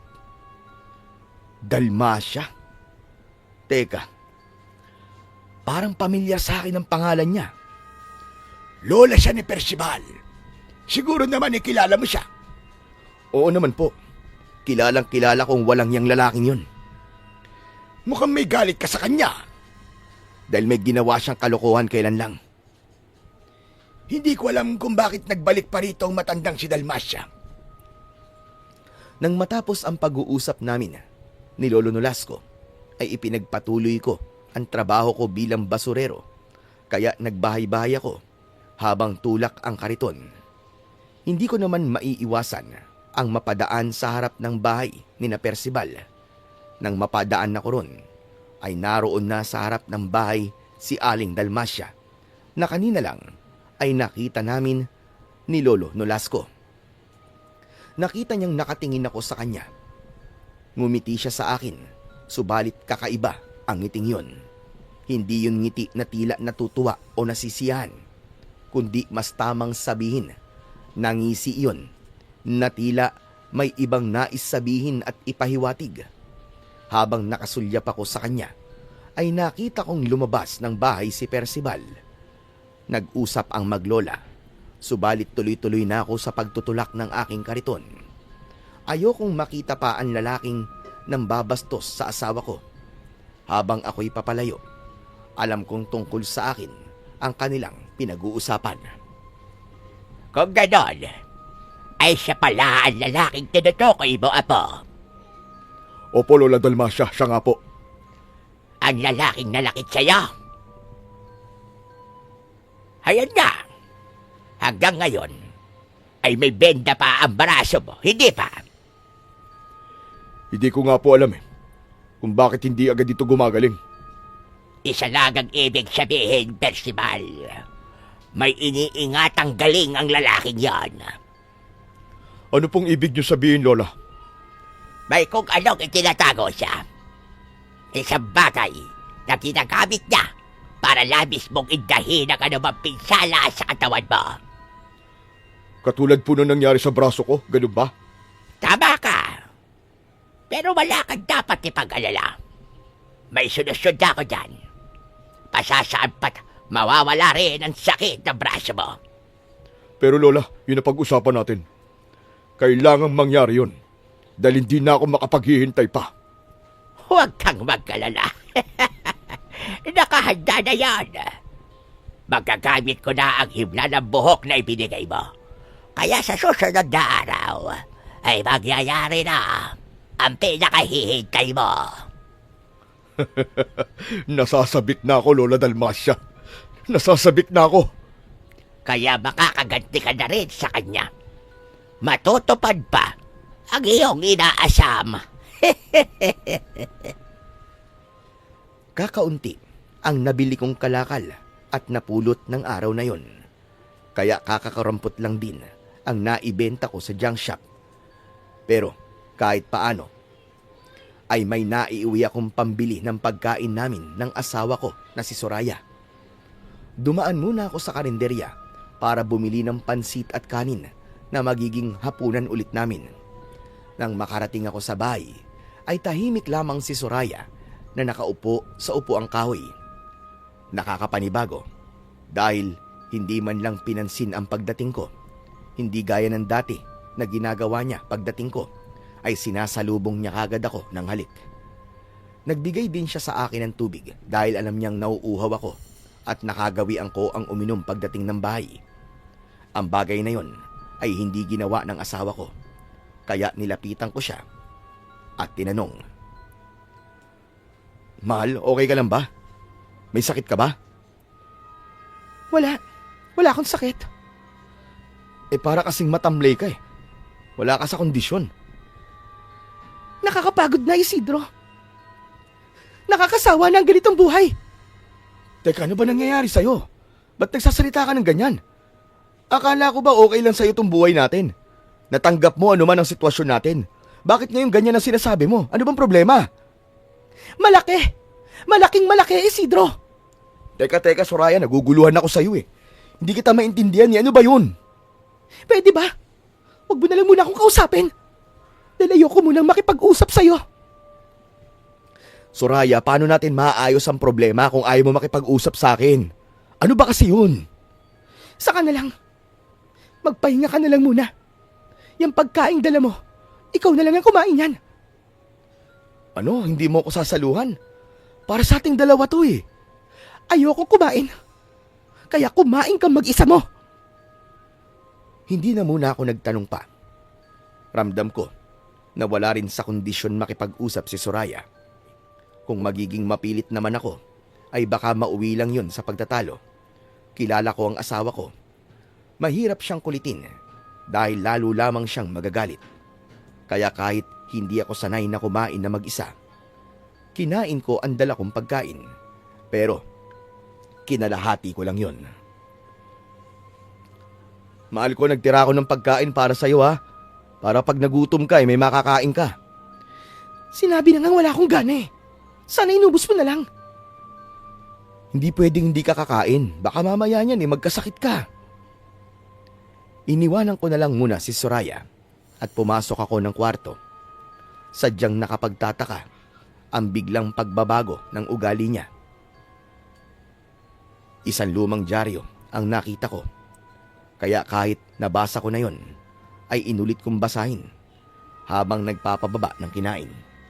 Kaya lamang dala ng pagod ay nakaramdam na ako ng antok hanggang tuluyan ng hinila ang talukap ng mga mata ko para matulog. Hating gabi na nang maalimpungatan ako. Nakaramdam din kasi ako ng tawag ng kalikasan. Napatingin ako sa kama. Wala doon si Soraya. Iginala ko ang paningin ko sa lumang orasan na nakasabit sa dingding. Pasado 1:00 na ng madaling araw. Ilang oras na rin akong nakatulog. Subalit napaisip ako kung bakit wala si Soraya sa loob ng kwarto. Tumayo ako para magbanyo. Inaasahan ko na naroon sa sala si Soraya at baka dun rin natulog. Kaya lamang, wala rin siya doon. Kaya naging palaisipan na sa akin kung nasaan ang asawa ko. Nagpunta muna ako sa banyo para sa tawag ng kalikasan. Nang makatapos akong magbanyo, ay tumuloy ako sa pinto, papalabas ng bahay. Nagbabaka sakali akong naroon ng asawa ko. Pero wala rin siya roon. Nagtataka na may kasamang kaba ang nararamdaman ko. Napaisip ako sa nangyari sa amin ni Soraya bago ako natulog. Ang kakaiba niyang ikinikilos na tila naiinis na sa aming buhay. Nagsasawa na ba talaga siya sa kalagayan namin? Yun ang agad na pumasok sa isip ko. Pero kilala ko ang asawa ko. Kaya niyang magtiis. Tanggap niya ang sitwasyon namin kahit naghihikaos kami. Dahil ang tanging mahalaga sa kanya ay magkasama kaming dalawa. Kaya lamang, nasaan ang asawa kong si Soraya at wala man lang sinabi sa akin na aalis. Bumalik ako sa loob ng bahay. Napaupo ako sa upuang kahoy na nakakunot ang noo habang nag-iisip. Nasa ganun akong kalagayan nang makarinig ako ng ingay mula sa labas. Kasabay ng tila mga hagik-gik ay malakas na kampay ng pakpak. Isang bagay lang ang agad kong naisip. May manananggal sa labas ng bahay.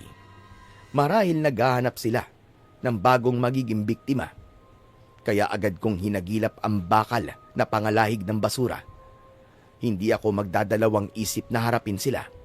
Nang makalabas ako ng bahay, ay 2 manananggal ang aking nabungaran. Paikot-ikot sila sa bahay ko.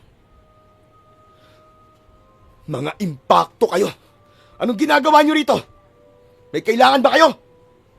Wala akong narinig na anuman tugon mula sa mga aswang na manananggal na naroon sa labas. May kinalaman ba kayo kung bakit nawawala ang asawa ko? Humagik-gik ang 2 manananggal na tila nagtatawanan.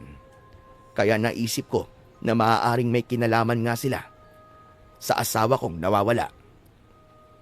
Nang iinis ba kayo mga jablong buang kayo? Kung kayo ang kumuha sa kanya, nasan si Soraya? Saan nyo dinala ang asawa ko? Nakakaramdam na ako ng galit at panggigigil sa mga halimaw na nasa harapan ko. Kaya sinugod ko na sila at ipinangkalawit ang mahabang bakal na hawak ko. Nakaiwas ang aswang na sinugod ko. Subalit, inatake ako ng isa pang aswang. Nahawakan nito ang braso ko. Hindi ako binitiwan, subalit patuloy akong nanlalaban. Ipinanghataw ko ang armas na aking tangan. Nagtulong ang dalawang manananggal sa pag-atake sa akin at tila pinagpaplanuhan nila akong patayin. Subalit hindi ako makakapayag sa nais nila. Isa pa, alam kong hindi ako pababayaan ng anting-anting na taglay ko. Palalakasin ako nito, kaya kinapa ko sa aking bulsa ang agimat na lagi kong dala. Biglang dumaloy ang kakaibang enerhiya sa katawan ko para labanan ang dalawang manananggal. Subalit hindi ko inaasahan ang susunod nilang gagawin. Bumuga ng malapot na laway ang mga manananggal at tumama yon sa aking muka.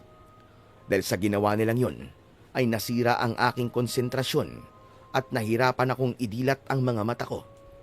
Kaya naman, naging madilim ang paligid ko. Wala akong makita. Nahihirapan akong makakita kaya sinamantala ng dalawang manananggal ang pagkakataong yun. Para pagtulungan akong sunggaban, naramdaman ko na lamang ang paghawak ng matutulis nilang mga kuko sa aking katawan. Hindi ko magawang linisan ang mga mata ko na binugahan nila ng kanilang malapot at mabahong laway. Pilit akong nagkakakawag. Pilit na lumalaban kahit nahihirapan akong makita ang dalawang aswang na manananggal. Hanggang naramdaman ko na tila may dumating. Narinig ko ang tinig ng dumating. Pamilyar sa akin ang boses niya. Hindi ako maaaring magkamali. Siya ang kaibigan kong matanda na si Lolo Nolasco. Mga walang hiyang manananggal! Bitiwan niyo si Isidro! Lolo Nolasco, hindi ako makakita dahil sa ibinugang laway na manananggal. Ako ang bahala sa kanila, Isidro. Mga manananggal, ako ang harapin ninyo. Hindi kayo sasantuhin ng dala kong buntot pagi. Kahit nakapikit ang mga mata ko, dahil hirap akong idilat yun, ay alam kong nakipaglaban sa kanila si Lolo Nolasco. Yun ang pangako niya, na kahit gusto niya nang iwan ang pagiging manunugis at antingero, at wag nang gamitin ang kanyang tinatagong agimat, ay mapipilitan pa rin siyang maging aktibo muli kung kinakailangan. Kaya alam kong hindi niya ako pababayaan. Isidro, hubarin mo ang suot mong jacket at punasan mo ang iyong muka para matanggal ang malagkit na laway na ibinuga sa iyo ng mga manananggal. Bilisan mo! Agad kong sinunod si Lolo Nolasco sa kanyang inutos. Nang mapunasan ko na ang mga mata ko, ay nagliwanag ang paningin ko. Nakita ko na ang mga nangyayari. Nakikipaglaban nga ang matandang lalaki sa mga manananggal gamit ang kanyang dalang buntot pagi na sandata niya. Tinulungan ko na rin si Lolo Nolasco, kaya nagtig-isa kami ng manananggal. Nang maramdaman ng mga aswang na dehado sila, ay biglang lumipad ang mga ito. Subalit nagawa kong kalawitin ang isang manananggal. Bumagsak ito sa lupa. Saka naman biglang sumugod si Lolo Nolasco at hinataw ito gamit ang buntot ng pagi. Nagkasugat-sugat ang katawan ng aswang. Samantalang ang isa ay nagpaikot-ikot at nagdadalawang isip kung susugod din ba siya. Hanggang sa tuluyang nanghina ang aswang na paulit-ulit na hinagupit ni Lolo Nolasco ng kanyang armas. Ang mga sugat nito ay umusok na tila napapaso hanggang sa tuluyan na itong mawalan ng buhay. Dahil sa sinapit na yon ng isang manananggal, ay nataranta ang kasama nito. Kaya sa halip na sumugod sa amin ni Lolo Nolasco, ay ipinagaspas ang kanyang pakpak upang lumipad papalayo. Natakot ito na sapitin din ang nangyari sa kasama niya. Sinundan namin ng aswang upang alamin kung saan ito papunta. dahil siguradong sa lugar na pupuntahan ay naroon ang iba pang kasama. Gaya ng manananggal na sinundan ko nung nakaraang gabi, ay ang tambakan din ang naging destinasyon nito. Nagpaikot-ikot ito sa may dump site at lumipad pabulusok sa tambak ng basura. Bigla na lang nawala, pero alam kong may lugar itong pinasukan doon.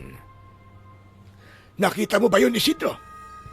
May kakaiba sa tambakang yun. Yun din po ang kutob ko, Lolo Nolasco. May nakatago sa likod ng tambakan. Siya nga pala. Maraming salamat po sa ginawa niyong pagtulong sa akin, Lolo. Kung di kayo dumating, baka napaano na ako. Baka patay na ako ngayon. Sabi ko naman sa'yo, hindi ba? Hindi kita pababayaan, Isidro.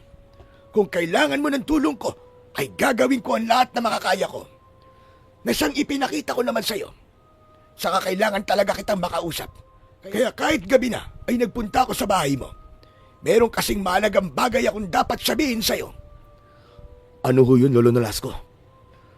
Alam kong hinahanap mo ang asawa mo. Po? Alam niyo pong nawawala siya? Oo, dahil nakita ko siya. May kasamang lalaki. Sino po, Lolo Nolasco? Sino po ang kasama ni Soraya? Si Percival. Hindi ko nga alam kung bakit kasama ng taong yun ang asawa mo. Teka, imposible po yun eh. Hindi sasama sa kanya si Soraya. Pero hindi ako maaaring magkamali. Saka, hindi kita pwedeng lokohin. Malinaw pa ang mga mata ko. Kaya hindi ako pwedeng magkamali. Nakita ko sila. Dapit hapon na yon. At magkasama silang dalawa. Dahil sa sinabing yun ni Lolo Nolasco, ay naisip ko ang mga sinabi ni Soraya bago siya nawala. Tila nagsasawa na siya sa buhay namin. Kaya lamang, alam kong hindi ganun ang asawa ko. Kahit naghihirap kami, ay handa itong magtiis. Pero paanong basta na lang siya sasama sa lalaking kinaiinisan at kinatatakutan niya? Ramdam kong may mali na nangyayari. Lumapit kami ni Lolo Nolasco sa dump site sa lugar na biglang nawala ang manananggal. Nang makarating ako doon, ay naramdaman ko ang panginginig at kakaibang pakiramdam. Napansin yun ng matandang lalaki na kasama ko. Sandali lang. Anong nangyayari sa iyo, Isidro? Lolo Nolasco, nakakaramdam uli ako ng di may paliwanag na panginginig. May kung anong kakaibang enerhiya ako nararamdaman. Iniisip kong baka sa mga elementong meron sa mga basura. At yun na nasasagap ng aking anting-anting. Isidro, hindi mga elemento mula sa basura ang dahilan, kundi dahil yun sa masamang nilalang na posibleng nagkukubli sa likod ng mga basura. Ano pong ibig niyo sabihin, Lolo Nolasco? Kuta. Posibleng may kuta ng mga manananggal sa lugar na ito. Namumungad rito ang mga aswang. Ang ibig niyo pong sabihin na namumungad sila sa mga basurang yan? Marahil may lihim na lagusan dito patungo sa kanilang pinamumugaran. Ginagamit nila ang marumi at mabawong lugar na ito upang itago ang kanilang kabulukan at kasamaan. Kaya, hanapin mo yon. Hindi niyo po ako sasamahan? Mas mainam kung ikaw na lamang. At ako magbabantay dito sa labas. Dahil posibleng may mga manananggal pa na nasa galaan para humanap ng kanilang mabibiktima. At delikado kung aabutan kanila sa loob ng kanilang kuta. Sige po, Lolo. Hahanapin ko po ang lagusan na sinasabi mo. Papunta sa kuta ng manananggal. Heto, kunin mo ang buntot ng pagi. Kailangan mo to. At iiwan mo sa akin ang bakal na pangalaig. Mas mabisang panlaban sa mga manananggal ang armas na dala ko. Pumayag akong makipagpalit kay Lolo Nolasco. Lalo na kung yun ang makakabuti. At magiging mabisa para harapin ang mga kampon ng dilim na aking makakasagupa. Nang maibigay na sa akin yun ng matanda, ay iniwanan ko na siya. Gaya ng sinabi niya, siya ang magiging bantay sa labas habang ako ang hahanap sa lagusan patungo sa kuta ng mga manananggal. Habang paikot-ikot ako sa tambakan, ay lalong lumalakas ang nararamdaman kong panginginig. Patunay yun na malapit na ako sa hinahanap kong lagusan. Hanggang makakita ko ng nakatambak na basura Subalit, nakaawang lang yun. Hinawakan ko yun at nagulat pa ako nang lumaki ang awang. Dahil isang pinto pala ang aking nahawakan. May konting liwanag mula sa loob galing sa isang kakaibang bato na nagbibigay ng liwanag sa loob ng madilim na lugar. Tama si Lolo Nolasco. May kuta nga roon ang mga kampon ng kadiliman. Lakas loob naman akong pumasok sa loob. Sinalubong ako ng isang manananggal na marahil ay bantay doon. Agad kong hinagupit gamit ang buntot ng pagi ang manananggal. Paulit-ulit ko siyang hinagupit. Nagkasugat-sugat ang katawan nito hanggang sa hindi na nakayanan at nalagutan ng hininga. Talagang mabisa palang armas ang ipinagamit sa akin ng matandang antingero. Ginalugad ko ang loob ng kuta na tila isang kuweba sa ilalim ng bundok ng basura. Nanlaki ang mga mata ko nang makita ko roon ang mga kaputol na bahagi ng katawan ng tao, mula sa bewang hanggang paa. Mga kalahating katawan ng mga manananggal yun. Doon sa lugar na yun pala iniiwan ang ibabang bahagi ng kanilang katawan. May mga katawan ng babae at lalaki ang nakahilera doon. Dapat may gawin ako sa mga kalahating katawan na naroon para hindi na makabalik ang katawang pang-itaas ng manananggal. Kamatayan nila ang magiging katumbas kapag hindi na sila nakabalik sa ibabang bahagi ng kanilang katawan bago sumikat ang araw. Kailangan may ilagay ako sa kaputol ng kanilang katawan. Maaaring asin, abo o anumang bagay na may asido at maaaring magdulot ng reaksyon sa sariwang sugat. Kaya lang, wala akong dala ng pagkakataong yun. Kaya umisip ako ng paraan. Nasa lugar ako ng tambakan kaya alam kong merong pwede akong gamitin doon. Habang iginagala ko ang aking mga mata, ay may tumakbong mga daga. Kasunod ang malakas na kalabog. Napadako ang aking tingin sa pinagmulan ng daga. May anino akong nakita roon. Lumapit ako at ganun na lang ang gulat ko nang makita ko roon ang asawa ko. Nakasalampak sa maruming lupa si Soraya. Tulala siya at tila wala sa kanyang sarili. Agad akong lumapit sa kanya. Soraya! Soraya, ano nangyari sa'yo? Soraya, tumingin ka sa akin. Asawa ko, Auto. Si Isidro to. Asawa ko, tumingin ka sa akin. Niyugyug ko si Soraya. Kaya lamang, tila wala itong pakialam at walang naririnig. Hindi ko alam kung anong nangyayari sa kanya. Dahil sa nakita kong kalagayan ni Soraya, ay nawala ang isipan ko sa mga kalahating katawan ng manananggal. Ang tanging nasa utak ko ng mga sandaling yon ay alisin sa lugar na yon si Soraya. Kailangang iligtas ko siya dahil delikado siya doon. Pilit kong tinayo si Soraya. Nahihirapan ako dahil wala siya sa kanyang sarili. Pero pinagsikapan ko siyang alalayan para mailabas ng lugar na yon. Hanggang sa mailabas ko na siya. Nang makalabas na kami ni Soraya, ay sinalubong ako ni Lolo Nolasco. Tama nga ang kutob ko. Narito nga ang asawa mo, Isidro. Manananggal pong kumuha sa kanya. Di ba sabi niyo po si Percival? Oo, ibig lang sabihin, isang manananggal si Percival. Tsak, maging ang lola niya. Hindi lang isang manananggal si Dalmacia, kundi isa rin siyang mambabarang. Ang kalagayan po ngayon ni Soraya, tulala siya at tila wala sa kanyang sarili. Tsak, kagagawan yun ni Dalmacia. May ginawa siya para mabago ang ugali ng asawa mo at maging ganyan ang kalagayan niya. Baka pumapano si Soraya, Lolo Nolasco. Hindi ko kakayaning mawala ang asawa ko. Ang anumang itim na kapangyarihan na ginamit ni Dalmacia kay Soraya ay maaaring mawala kung mapapatay natin na maglola. Babalik po ako sa loob, sa lugar na pinag-iwanan ng mga manananggal sa kalahati ng katawan nila. Dapat hindi na sila makabalik doon. Nag-uusap kami ni na Lolo Nolasco nang marinig namin ang mga pagaspas ng pakpak. Nang lingunin namin yon, ay nakita namin ang lumilipad na kalahati ng katawan ni na Percival at ng Lola Dalmacia nito. Lapastagan! Pumasok ka na walang pahintulot sa aming kuta! Nagawa mo na palang kunin ang asawa mo. Anong ginawa mo sa kanya? Walang hiya kang matanda ka! Wala ka na ron. Hindi ba parang estatwa na lang siya? Tulala at hindi mo makausap. Kaya hindi rin niya nalalaman ang mga nangyayari. Ganti ko yan sa'yo, Isidro. Dahil sa ginawa mo sa apo kong si Percival. Sabi ko naman sa'yo, Isidro, hindi pa tayo tapos.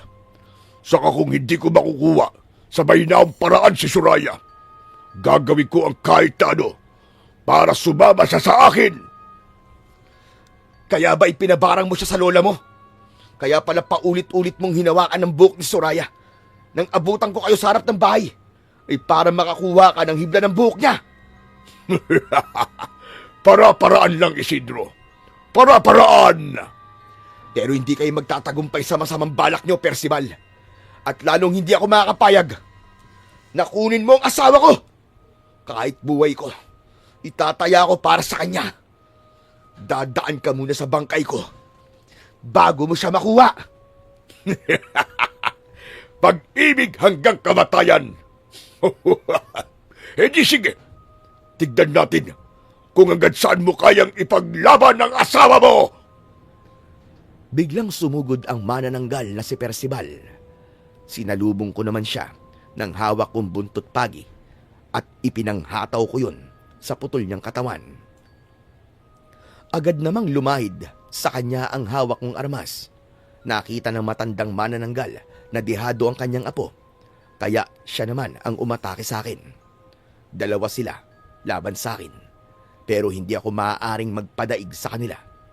Dahil nakita ni Lolo Nolasco na pinagtutulungan ako ng maglolang manananggal. Kaya inilagay niya sa ligtas na lugar ang tulalang si Soraya.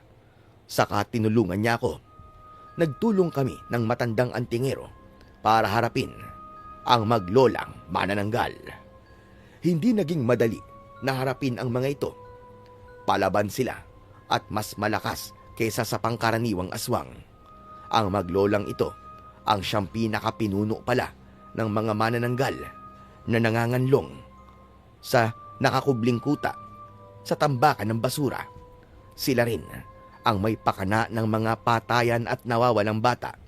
Malamang, pinatay na nila ang mga batang kinuha nila at inihalo na ang katawan sa mga basurang naroon upang maitago ang mga bangkay. Kaya kailangan mabigyan ng katarungan ang kanilang sinapit. Kamatayan lamang ang maaaring maging kabayaran.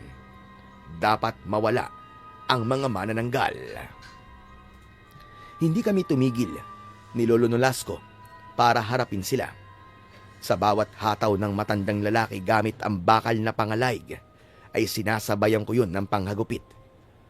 Salamat na lamang sa tulong ng anting-anting na aming taglay, kaya hindi kami basta nakakaramdam ng pagod. Patuloy kaming pinalalakas nito para harapin ang mga kampo ng dilim. Hanggang sa ang maglolang manananggal ay sumuko na at nakaramdam ng pagod. Lalo na't sugatan na rin ang kanilang katawan.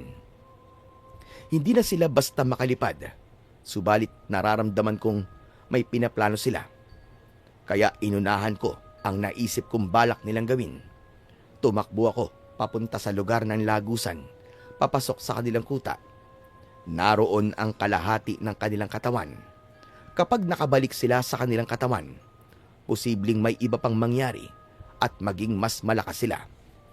Bago ako pumasok papunta sa kanilang kuta, ay isiniksik ko sa suot kong pantalon ang buntot ng pagi.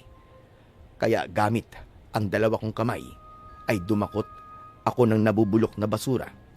Tuloy-tuloy akong nagpunta sa loob ng kanilang kuta. Diretso kong pinuntahan ang nakatayong mga kalahating katawan ng mga manananggal. Hindi ko alam kung alin sa mga yon ang kalahating katawan ng maglola. Subalit hindi na mahalaga yon. Inilagay ko sa kaputol na ibabang bahagi ng katawan ang nabubulok na basurang hawak ko. Pagkalagay ko nun, ay kumulo yun na tila lumilikha pa ng usok. Waring naaagnas ang lamang loob na nasa kalahati ng katawan. Habang nangyayari yun, ay narinig ko ang palahaw mula sa kinaroroonan ni na Lolo Nolasco. Tinig yun ni na Percival at lola niya. Sumisigaw at pumapalahaw dahil nasasaktan sila, dahil nalulusaw ang kalahati ng katawan na nasa loob ng kanilang kuta. Tama ang naging desisyon ko na gamitin ang nabubulok na basura para ilagay sa kaputol ng katawan ng manananggal. Dahil ang nabubulok na basura ay nagtataglay ng iba't ibang uri ng asido na may kakayahang tumunaw ng bagay, lalo na ng lamang loob. Hindi lang ang kalahating katawan ng maglola ang tinunaw ng asido mula sa nabubulok na basura, kundi maging ang kalahating katawan ng kauri nila. Lumabas na ako ng lugar na yon. Alam kong hindi na makakabalik dun ang maglolang manananggal. Hindi na mabubuo pa ang kanilang katawan. Kaya nakita ko nang lumabas ako ng kuta ang nakabulagtang pang itaas na katawan ni na Percival at Lola Dalmacia. Dilat ang mga mata at puro sugat dahil sa hagupit ng buntot ng pagi. May iniabot sa akin si Lolo Nolasco. Isang lighter yon, kaya naintindihan ko ang ibig niyang ipahiwatig. Humila ako ng tuyong basura at dinala ko sa kalahating katawan ng maglolang manananggal. Sinindihan ko yon at agad naman yung sumiklab hanggang kainin na ng apoy ang katawan ng dalawang aswang. Gumapang ang apoy hanggang sa lagusan at tinupok na rin ang kuta ng mga manananggal kasama ng kalahating katawan na naroon. Nang halos kumalat na ang apoy, ay nakita kong kumilos si Soraya. Mula sa pagiging tulala, lumapit siya sa akin, sabay yakap ng maigpit. Nakalaya na rin siya sa wakas, sa kapangyarihang itim ni Lola Dalmacia na isang malupit na mambabarang. Si Soraya ay bumalik na sa dati. Isidro, asawa ko. Salamat. Salamat at buhay ka. Bakit? Wala namang masamang nangyari sa akin Akala ko hindi na tayo magkikita pa. Kumusta ka na, mahal ko? Anong nararamdaman mo? May masakit ba sa'yo? Wala. Okay na ako. Salamat naman, mahal ko, at okay ka na. Nagbalik ka na sa dating ikaw, ang mapagmahal kong asawa. Bakit? Ano ba nangyari sa akin? Wala akong maalala. Hindi na mahalagang malaman mo pa, Soraya. Ang importante ngayon, ligtas ka na. Wala na ring makikialam sa atin. At hindi na tayo mapaghihiwalay. Hindi lang ang anting-anting na taglay mo, Isidro, ang nagligtas sa asawa mo, kundi maging ang tunay mong pagmamahal para sa kanya. Yun ang tunay mong agimat na hindi mawawala sa iyo. Tama po kayo, Lolo Nolasco. Pero Lolo, salamat din po sa inyo dahil nariyan po kayo para tumulong sa akin. Sabi ko naman sa iyo, di ba? Nandito lang ako. Mahirap talaga iwan ng pagiging antingero. Kailangan kong gawin ang tawag ng tungkulin kapag talagang kinakailangan. Kahit may edad na ako. Kaya nga hindi ko rin basta matatalikuran ng pagiging antingero ko, Lolo. Basta para sa kaligtasan ng mas marami. Gagawin ko po kung ano ang nararapat. Hamak man ang tingin ng iba sa gaya ko dahil sa uri ng aking trabaho, ay natanggap ko yon.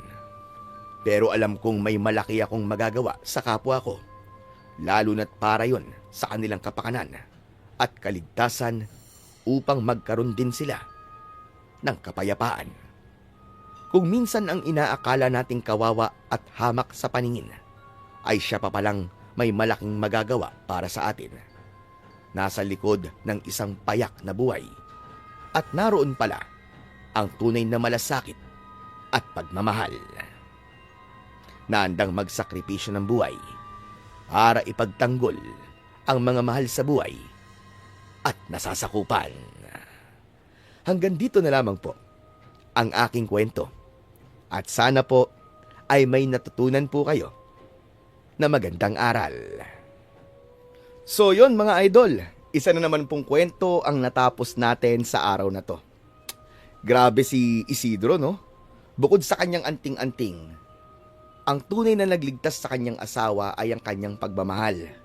Laban sa maglolang Lola Dalmacia at Percival. Biruin nyo na mga manananggal pala tapos naglulungga sa tambak ng mga basura. Mga idol, masakit isipin, no? Pero wag po nating basta kutsain o hamakin ng mga nagbabasura, yung mga nangangalakal, sapagkat marangal po ang kanilang hanap buhay at malaki ang naitutulong nila sa kalinisan ng ating pamayanan. Sa halip po na hamakin sila o pandirihan, dapat po natin silang igalang at tulungan. Dahil walang maliit na trabaho kung ito ay ginagawa ng tapat at may dangal. So yun mga idol, dumako naman po tayo sa ating shoutout portion. Sandali lang po at bubuksan ko lang ang aking fresh na mga comments at shoutout dito sa aking channel na The Voice Addict. Ayun. Sabi dito ni Rodagar Bida.